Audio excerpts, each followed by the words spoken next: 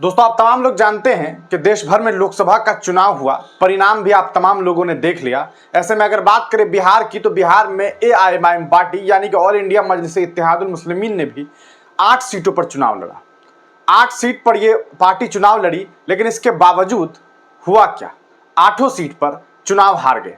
देखने को यह भी मिला कि किशनगंज, जहां से अख्तरुल ईमान साहब चुनाव लड़े, बड़ी उम्मीदें थी कि शायद इस बार एआईएमआईएम वहां से चुनाव जीतेगी, लेकिन इसके बावजूद जब रिजल्ट सामने आया तब एआईएमआईएम के चाहने वालों और समर्थकों के चेहरे पर सिर्फ और सिर्फ हताशा ही देखने को मिली। आप तमाम लोगों ने देखा कि किस तरह से मोहम्मद जावेद साहब, मास्टर जावेद साहब अख्तरुल ईमान से आगे रहे और एक बार फिर अख्तरुल ईमान चुनाव हार गए। लेकिन इसके बावजूद 8 सीट पर एआईएमआईएम चुनाव हार गई, लेकिन इसके बावजूद ऑल इंडिया मजलिस इत्तेहादुल मुस्लिमीन हार मानने को तैयार नहीं है। जी हां, हार मानने को तैयार नहीं है। आपने देख लिया कि किस तरह से पार्लियामेंट्री इलेक्शन में एआईएमआईएम को बिहार में बड़ा झटका मिला, लेकिन इसके बावजूद ये पार्टी अब और उठने की कोशिश कर रही है और असेंबली इलेक्शन की तैयारी में जुट गई है। खबर ये सामने आ रही है कि राणा रणजीत सिंह, जिन्हें शिवहर से टिकट दिया गया था, उम्मीदें थी कि शिवहर से राणा रणजीत सिंह जो हैं वो बहुत अच्छा करेंगे, लेकिन जब रिजल्ट सामने आया तब ये मालूम चला कि लोगों ने जो वोट था वो सीधे सीधे आईएनडीआई महागठबंधन को दे दिया। राणा रणजीत को वो वोट नहीं मिल पाया जिस हिसाब की मेहनत और जिस हिसाब से उनकी छवि जो है वो लोगों के सामने आई थी। लेकिन अब उन्हीं राणा रणजीत सिंह को एआईएमआईएम पार्टी ने एक और पद दे दिया है और कहा जा सकता है कि एक बड़ी जिम्मेदारी दे दी।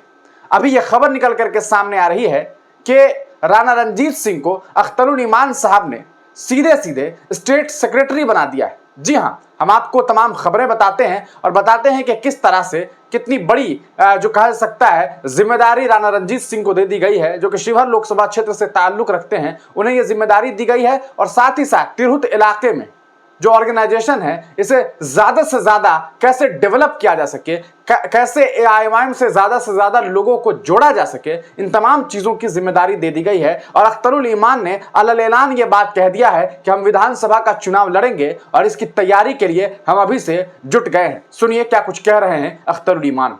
ये मौका एमआईएम बिहार के लिए बड़ी खुशी का है कि इलेक्शन में हमारे 8 उम्मीदवार थे, गर्चे हम जीत नहीं सके, लेकिन एक बड़ी बात यह है कि हम इलेक्शन हारे हैं और हौसले हमारे लोग नहीं हारे।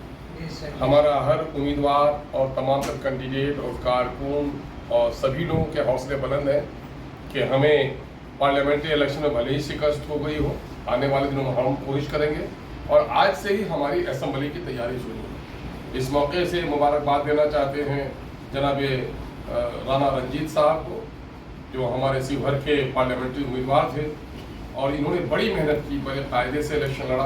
पार्टी ने इनकी कारकर्दगी को देखकर और इनके हौसले को देखकर पार्टी ने अभी स्टेट लेवल का सेक्रेटरी को मुंतखब किया है और तिरहुत का संगठन प्रभारी भी इनको बनाया है। हम उम्मीद करते हैं कि तिरहुत में तो अपने संगठन को वो मजबूत करेंगे ही, साथ ही पूरे बिहार में भी युवाओं को जोड़ने में इनका बड़ा अहम रोल होगा।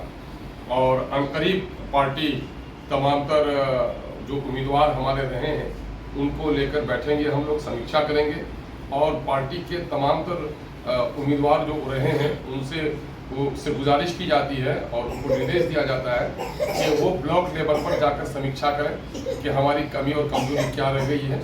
ये बात तो सच है कि माइनॉरिटी के लोगों ने मोदी जी के चेहरे को देखकर अपना फैसला कुछ बदला है, और नहीं तो इनके वोट तो एक महातिरकुनिया लड़ाई पूरे बिहार में देखी जा रही थी कि शिवहर में तिरकुनिया लड़ाई हो रही है और बड़ी मजबूती से लड़ रहे थे। बहरहाल आज हम इनको मुबारकबाद देते हैं। हमारे पार्टी के जनरल सेक्रेटरी जनाब आफ्ताब अहमद साहब भी मौजूद हैं यहाँ पर, पार्टी के यूथ प्रेसिडेंट जनाब आदिल हसन एडवोकेट भी यहाँ पर मौजूद हैं और वहाँ चंपारण के हमारे डिस्ट्रिक्ट प्रेसिडेंट जनाब नसीम साहब, इन्होंने इलेक्शन में बड़ी जिम्मेदारी के साथ अपना फर्ज निभाया है, वो भी मौजूद हैं। हम एक बार फिर पार्टी की जानिब से ये जिम्मेदारी देते हुए मुबारकबाद देते हैं और उम्मीद करते हैं कि हमारी उम्मीदों से भी बेहतर फरीजे को अंजाम देंगे राणा रणजीत साहब। हम इनके रोशन मुस्तकबिल के लिए, उज्ज्वल भविष्य के लिए दुआगो भी हैं और हर कदम साथ चलने के लिए पार्टी तैयार है। तो दोस्तों देख लिया आपने इस वीडियो को। हम आपको सीधे सीधे बताते हैं AIMIM के जो ट्विटर हैंडल से जो जानकारी दी गई है कि स्टेट प्रेसिडेंट अख्तरुल ईमान साहब अपॉइंटेड IM राणा रंजीत साहब को जो है इन्होंने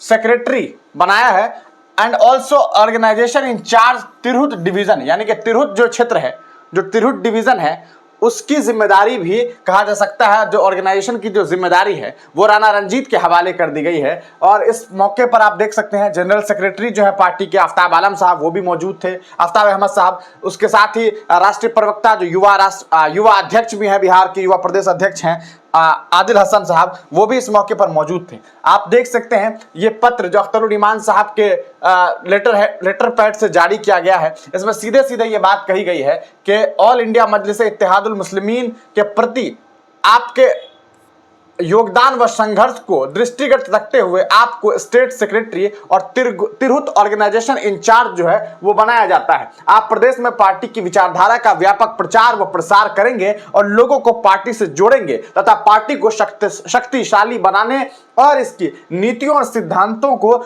जनमानस में फैलाना ही आपका मात्र ध्येय होना चाहिए। ये बात कही जा रही है, यानी कि ये आपका काम होना चाहिए। हम आश्वस्त हैं कि आप सभी कार्यकर्ताओं को विश्वास में रखते हुए अपने दायित्वों की पूर्ति करेंगे और अपनी निष्ठा एवं परिश्रम से माननीय सांसद जनाब बैरिस्टर असदुद्दीन ओवैसी साहब के नेतृत्व में प्राप्त उपलब्धियों का प्रचार प्रसार कर ऑल इंडिया मजलिस इत्तेहादुल मुस्लिमीन को शक्ति प्रदान करेंगे। ये आप देख सकते हैं इंजीनियर आफ्ताब अहमद साहब जनरल सेक्रेटरी ने लेटर पैड जारी करते हुए इनका सिग्नेचर भी है। और ये अख्तरुल ईमान साहब जो कि MLA है अमौर विधानसभा से, आप तमाम लोग जानते हैं, वहां से ये बातें जो है वो निकल करके सामने आ रही है। तो एक बड़ी जिम्मेदारी जो है कहा जा सकता है अख्तरुल ईमान साहब ने जो है राणा रंजीत सिंह को दिया है। और इससे पहले ही हमने आपको दिखाया था कि किस तरह से इस पार्टी ने सीधे सीधे ये डिसाइड कर लिया है कि अब आने वाले लोकसभा चुनाव में जो है ये पूरी तरीके से आने वाले विधानसभा लोकसभा चुनाव में जो है ये लोग अब चुनाव लड़ने की तैयारी में जुटने वाले हैं। और आज से अपने सुना अख्तरुल ईमान साहब को, उन्होंने सीधे सीधे ये बात कही है कि हम तैयार हैं अब आगे की लड़ाई के लिए। आप तमाम लोग इस पूरे प्रकरण पर क्या कुछ सोचते हैं? और राणा रंजीत सिंह को ये जिम्मेदारी, क्योंकि आप समझ सकते हैं एक ठप्पा लगा हुआ है इस पार्टी के ऊपर कि ये मुसलमानों की पार्टी है, लेकिन स्टेट सेक्रेटरी के तौर पर राणा रंजीत सिंह इस पार्टी से जुड़े रहेंगे तो एक अलग सी छवि और एक अलग सा मैसेज भी जाने वाला है। तो इसको आप किस तरह से देखते हैं अपनी राय कमेंट सेक्शन में जरूर दीजिएगा।